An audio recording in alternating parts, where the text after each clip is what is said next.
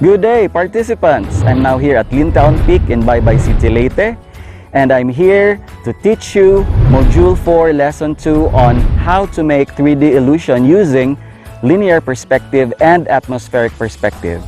Every artist always goes out for an on-the-spot drawing or painting, and using the charcoal pencil or graphite pencil are very valuable tools in making quick sketches of very nice landscapes. And here at Lintown Peak, there are so many subject matters that we can use for our drawing as inspiration. And for this afternoon, I will show you a demonstration on how to draw using the charcoal pencil in order to achieve linear and atmospheric perspective using the beautiful scenery of Lintown Peak.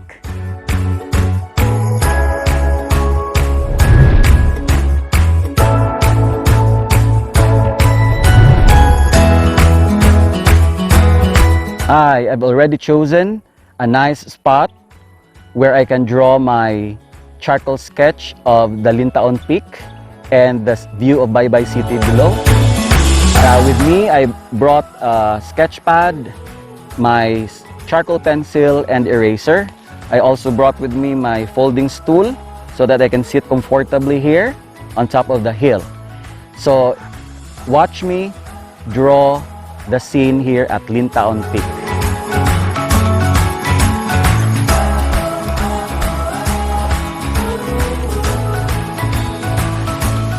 Okay, the first thing that you will do once you have found a scene is to draw the perspective lines. No? So over the horizon, we can see the Leyte Central Cordillera with the city of Baybay below, the hills of Lintown Peak in the foreground, the trees and the bushes close to me.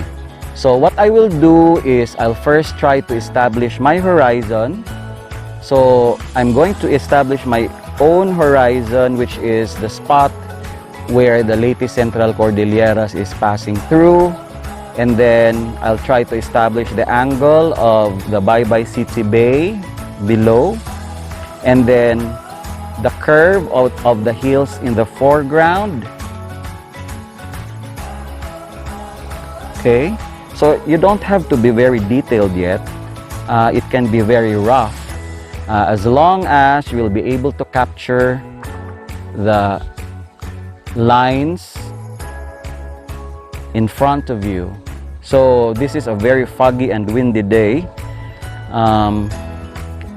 There is some sort of haze over the horizon, and we can see that the mountain range, it's not very sharp compared to a clear day. So this is now my linear sketch of the landscape. The next step is to establish some of the elements that I will include in my sketch. So I will be drawing this small tree beside this spot where I'm sitting from.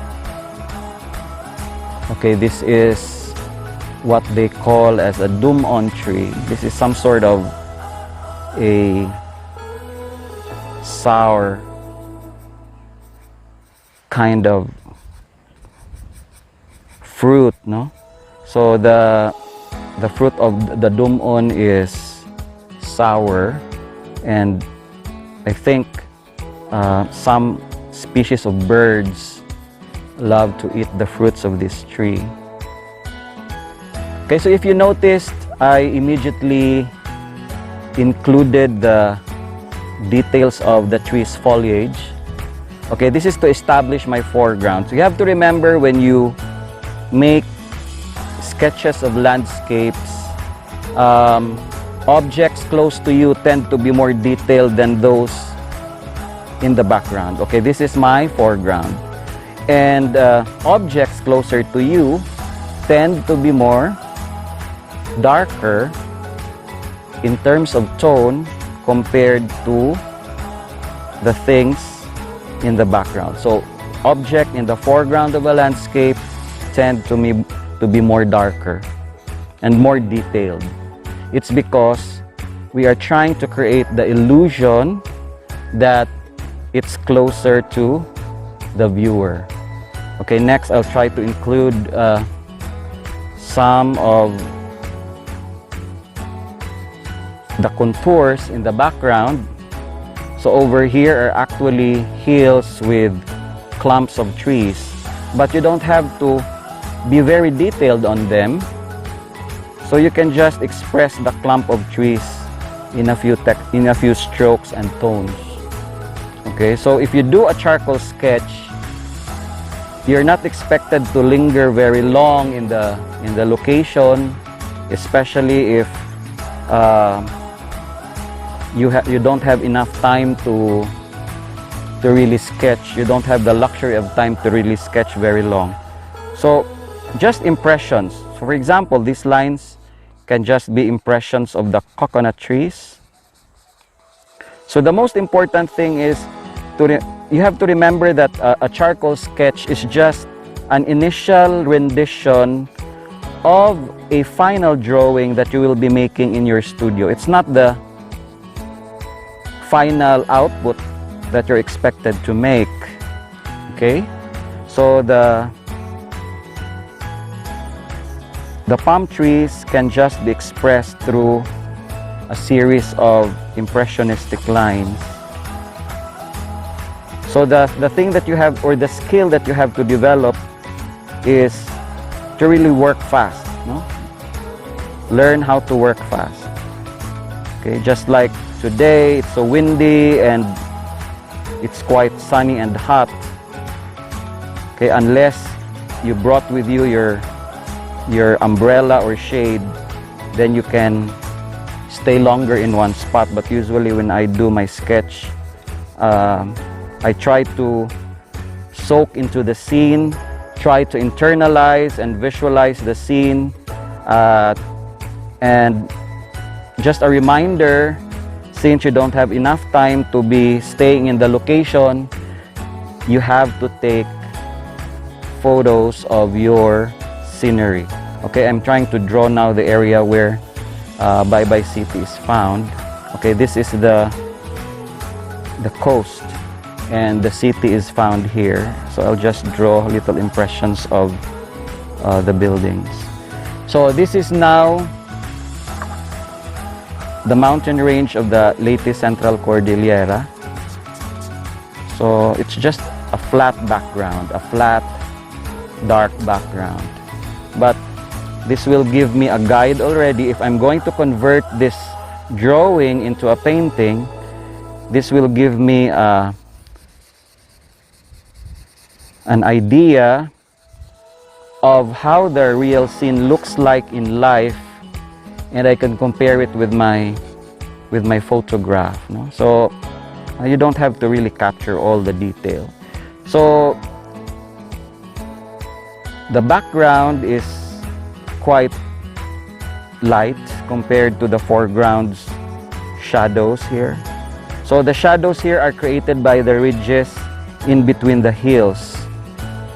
So the value of a charcoal sketch is it lets you think about values and texture and layers and how you have to interpret them into a simple impression. So this is some sort of an impressionistic sketch. Okay.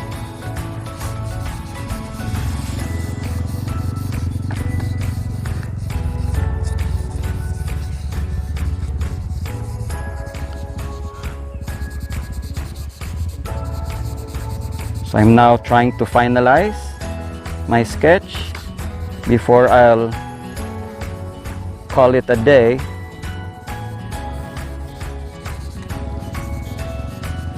Okay, so this is my sketch now of the view from Lintaon Peak, and this is a view overlooking the city of Baybay over the coastline. Okay, so I hope that you've learned a lot from today's demonstration of how to do 3D illusion using aerial and linear perspective using charcoal pencil. So in our next lesson, I'll be drawing some sceneries here in Lintaon Peak, but using a different medium, which is the oil pastel and the poster color. That's all for today.